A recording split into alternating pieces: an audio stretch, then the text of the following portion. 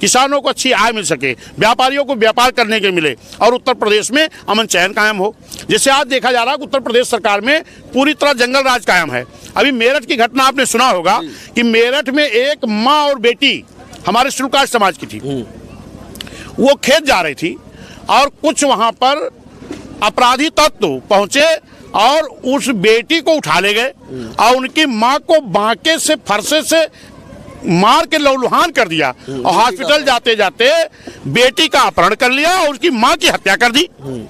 इसी तरह की घटना कानपुर में हुई, वहां एक बेटी का अपहरण कर लिया गया जो 14 साल की बेटी थी।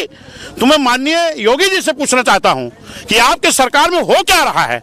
आप बेटी पढ़ाओ बेटी बचाओ का नारा तो देते हो, लेकिन बेटियों के साथ अपहरण जैसी घटनाएं हो रही हैं। इसको माननीय योगी जी संभालो, रोको और वरना कुर्सी खाली करो। बहन जी आ रही हैं, बहन जी संभालेंगी कुर्सी को। बहन जी की सरकार में कानून का राज चलता था, किसी के साथ अत्याचार अन्याय नहीं होता था। मैं माननीय मुख्यमंत्री जी से मांग करता हूं कि मेरठ जैसी घटना, कानपुर जैसी घटना, कौशाम्बी जैसी घटना, बलिया जैसी घटना, आजमगढ़ जैसी घटना, आपके फिरोजाबाद जैसी घटना, गाजियाबाद जैसी घटनाएं अगर आपको नहीं दिखाई पड़ रही, इसी का नतीजा है कि जनता का रुझान बहुजन समाज पार्टी की तरफ बढ़ रहा है। साथियों नमस्कार, मेरा नाम है पवन कुमार, आपका स्वागत है इस कार्यक्रम में। एक वीडियो की क्लिप आपने देखी होगी जिसमें विश्वनाथ पाल ने योगी आदित्यनाथ को चैलेंज किया है। जी हाँ, विश्वनाथ पाल बसपा के प्रदेश अध्यक्ष हैं, उत्तर प्रदेश की जिम्मेदारी संभाल रहे हैं और उत्तर प्रदेश के जिस तरह हालात हैं तमाम बिंदुओं को सामने रख रहे हैं और हर बिंदु पे बात करते करते उन्होंने स्वयं मेरठ की घटना पर पूरी नज़र बनाई रखी है और उस हर एक बिंदु पे उन्होंने बात की। मतलब कोई व्यक्ति या कोई महिला आज भी आज़ाद नहीं है रोड पर चलने के लिए। कुछ आपराधिक तत्व या कह सकते हैं आपराधिक सोच वाले व्यक्ति जिस तरह से महिलाओं के साथ दुष्कर्म कर रहे हैं, या एक वाकया हुआ मेरठ में जिस पे उन्होंने चर्चा की और ये वीडियो सोशल मीडिया पे लगातार वायरल है।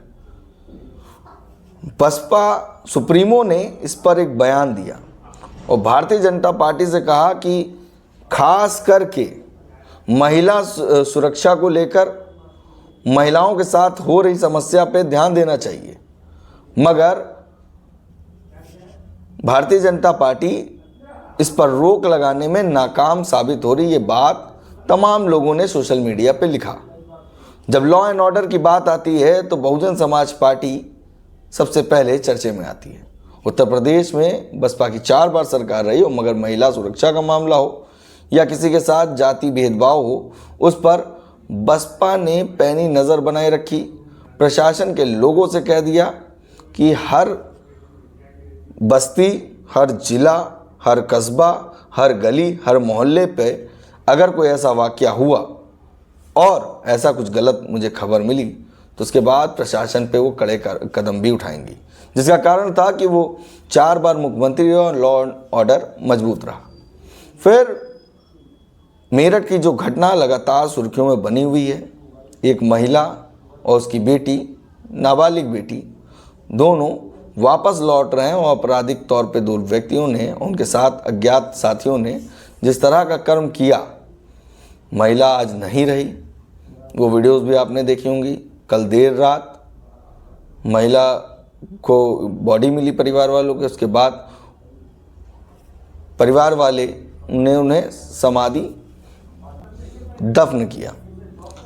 और विश्वनाथ पाल ने कल बहुजन समाज पार्टी में बैकवर्ड समाज की ज्वाइनिंग जो हुई उस पर मैं बात कर रहा था। सवाल मेरठ पे होना था, मगर सवाल से पहले अगर किसी बिंदु की बात पार्टी का नेता कर रहा है या पार्टी की प्रदेश की जिम्मेदारी संभाल रहे हैं पदाधिकारी कर रहा है, तो यानी चर्चा ऊपर तक है। नेता ने इस पर नज़र बनाए रखी हुई है, सरकार से, प्रशासन से दरखास्त लगाई है कि उस परिवार को न्याय मिलना चाहिए। और इतना ही नहीं, प्रदेश में जितनी भी महिलाएं हैं उनके साथ आगे ऐसा दुष्कर्म ना हो, उस पर नज़र बनाए रखनी चाहिए। क्या कुछ कहा विश्वनाथ पाल ने, ज़रूर सुनिएगा। पूरा वीडियो आपको पेश करते हैं, फिर मिलेंगे अगली वीडियो के साथ। तब तक के लिए धन्यवाद। लगातार बहुजन समाज पार्टी में तमाम गतिविधियां चल रही थी। पार्टी में कमेटी को मजबूत करना, दुरुस्त करना, सेक्टर, बूथ, भाईचारा कमेटी, तमाम चीज़ें देखी जा रही थी। मगर मौजूदा वक्त पे सोचा जा रहा था कि बहुजन समाज पार्टी में चल क्या रहा है। विपक्ष की पार्टियों में हलचल मची हुई थी कि बहुजन समाज पार्टी में ज्वाइनिंग भी हो रही है। अब एक बड़ा दिन आ रहा है जिसको कहा गया जन कल्याणकारी दिवस। जन कल्याणकारी दिवस 15 जनवरी बसपा सुप्रीमो का जन्मदिन। जानने की कोशिश करेंगे जन कल्याणकारी दिवस नाम क्यों रखा गया और इन बैठकों में बहुजन समाज पार्टी में भारी संख्या में ज्वाइनिंग हो रही थी। मगर खबर यहीं नहीं रुकती है। खबर ये है कि मौजूदा जो वर्तमान में जो सरकार है, कहीं ना कहीं जो बैकवर्ड वोट था, जिसकी चर्चा अक्सर बनी रहती है कि बसपा के साथ जो बैकवर्ड वोट था वो कहीं ना कहीं भारतीय जनता पार्टी की ओर मुड़ गया और भारतीय जनता पार्टी की सरकार बन गई। अब फिर से वही बैकवर्ड समाज के लोग बहुजन समाज पार्टी से जुड़ रहे हैं। तमाम नाम सामने आए हैं। वीडियो के एंड में और शुरुआत में दोनों टाइम नाम चलेंगे। हम बात करेंगे आज बसपा के प्रदेश अध्यक्ष विश्वनाथ पाल से, जो उत्तर प्रदेश के लगातार ताबड़तोड़ बैठकें कर रहे हैं 15 जनवरी की तैयारी पर तमाम बिंदुओं पर। सर, आपका स्वागत है। बहुत बहुत धन्यवाद, शुक्रिया आपका। 15 जनवरी जन कल्याणकारी दिवस कैसे मनाया जाएगा, पहले इस सवाल का जवाब दीजिए। देखिए, माननीय बहन जी का जन्मदिन हम प्रतिवर्ष बनाते थे।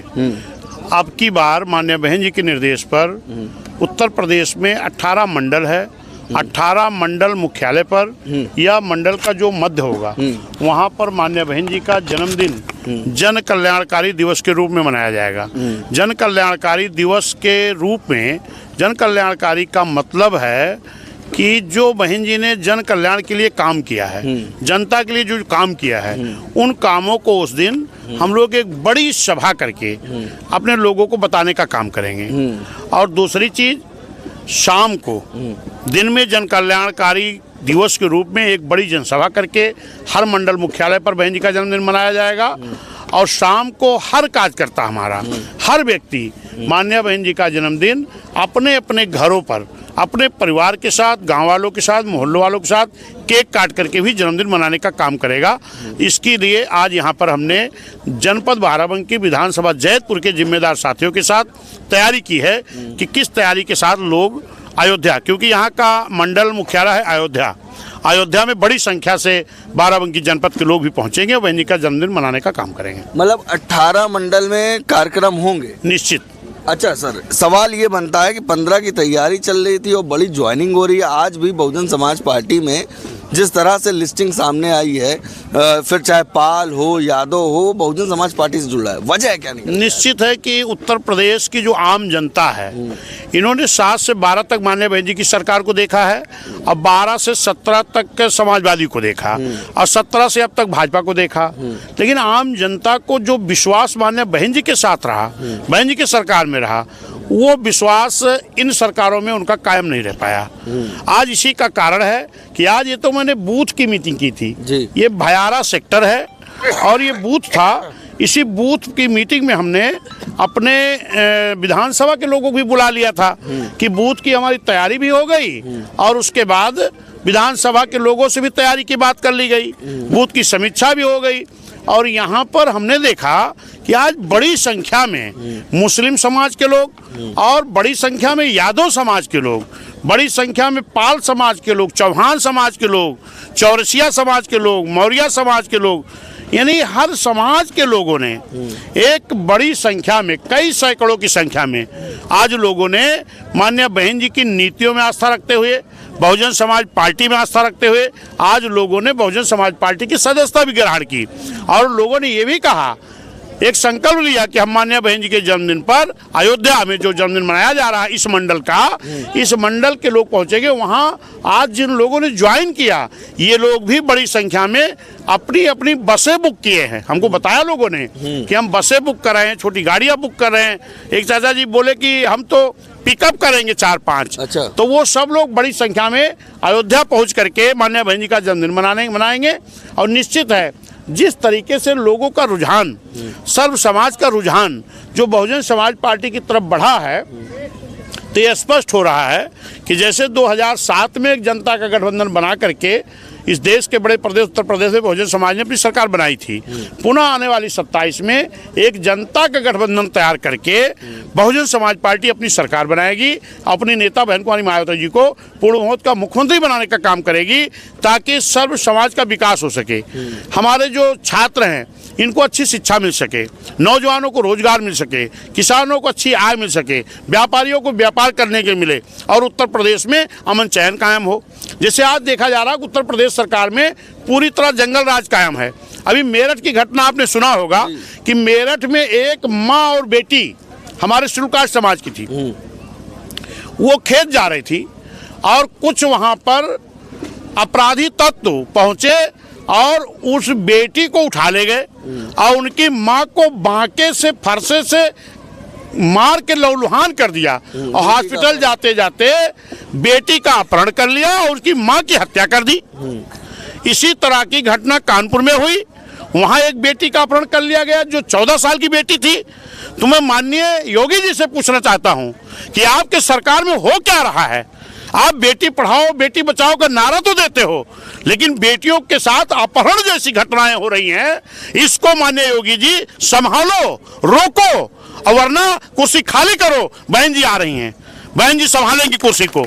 बहन जी की सरकार में कानून का राज चलता था, किसी के साथ अत्याचार अन्याय नहीं होता था। मैं माननीय मुख्यमंत्री जी से मांग करता हूं कि मेरठ जैसी घटना, कानपुर जैसी घटना, कौशाम्बी जैसी घटना, बलिया जैसी घटना, आजमगढ़ जैसी घटना, आपके फिरोजाबाद जैसी घटना, गाजियाबाद जैसी घटनाएं अगर आपको नहीं दिखाई पड़ रही, इसी का नतीजा है कि जनता का रुझान बहुजन समाज पार्टी की तरफ बढ़ रहा। आज उत्तर प्रदेश की आम जनता बहुजन समाज पार्टी को चाहता है। आज उत्तर प्रदेश की आम जनता, सर्व समाज के लोग माननीय बहन जी की सरकार चाहते हैं। आज लोग जाति के नाम पर नहीं वोट करेंगे, अपने बच्चों की शिक्षा के नाम पर वोट करेंगे, नौजवानों के रोजगार के नाम पर वोट करेंगे, कानून के राज के नाम पर वोट करेंगे। ये नहीं कि आज जगह तो निकलती है और लोग फार्म भरते हैं, परीक्षा देने आते पर्चा लीक हो जा रहा, क्या करेगा नौजवान? इसलिए मैं आज जिन साथियों ने ज्वाइन किया बहुजन समाज पार्टी सदस्यता ग्रहण की है, माननीय बहन जी की नीतियों में आस्था रखते हुए, उन सभी साथियों का अपनी तरफ से बहुजन समाज पार्टी परिवार की तरफ से बहुत बहुत हार्दिक स्वागत, अभिनंदन, वंदन करता हूं। और निश्चित है बहुजन समाज पार्टी में उनके लिए पूरी बहुजन समाज पार्टी हमेशा उनके साथ दुख सुख में खड़ी रहेगी। बसपा सुप्रीमो का एक विचार था कि हमारी जनता से गठबंधन है। हाँ? जनता से हम जुड़ेंगे, जनता के साथ लड़ेंगे। अब मौजूदा समय पे देखा जाए तमाम जनता के आम जनमानस बहुजन समाज पार्टी से जुड़ रहा है। कैसे देख रहे हैं? जिस तरह से नाम की लिस्टिंग है, आज कम से कम 100 नाम के आसपास आपने नाम दिए, 200 लोग ज्वाइन किए, 200 लोगों के नाम है। अगर उस 200 वोट को अगर आप देखते हैं तो किस तरह से वो जुड़ा, इसका क्या स्ट्रेटेजी, मतलब एक गांव पूरा कब्जा हो रहा है या एक सेक्टर पूरा कब्जा हो रहा है, किस तरीके? नहीं, ये तो आज जो यहाँ की स्थिति लगी, ये तो लगा कि पूरा जैतपुर विधानसभा कब्जा कर लिया लोगों ने। अच्छा, हाँ, तो जैतपुर बसपा बेहतर। आज जैतपुर विधानसभा की मीटिंग थी और जिन लोगों ने ज्वाइन किए जैतपुर विधानसभा के लोग थे। जिस तरीके से हमारे मुस्लिम समाज के लोग, पाल समाज, यादव समाज, सब समाज के लोगों ने ज्वाइन किया है, इससे आज मुझे लगा कि ये लोग एक विधानसभा तो आज कब्जा कर लिए हैं। अच्छा, हाँ, ये स्थिति बता रही है बहुजन समाज पार्टी की मौजूदा हालात 15 जनवरी की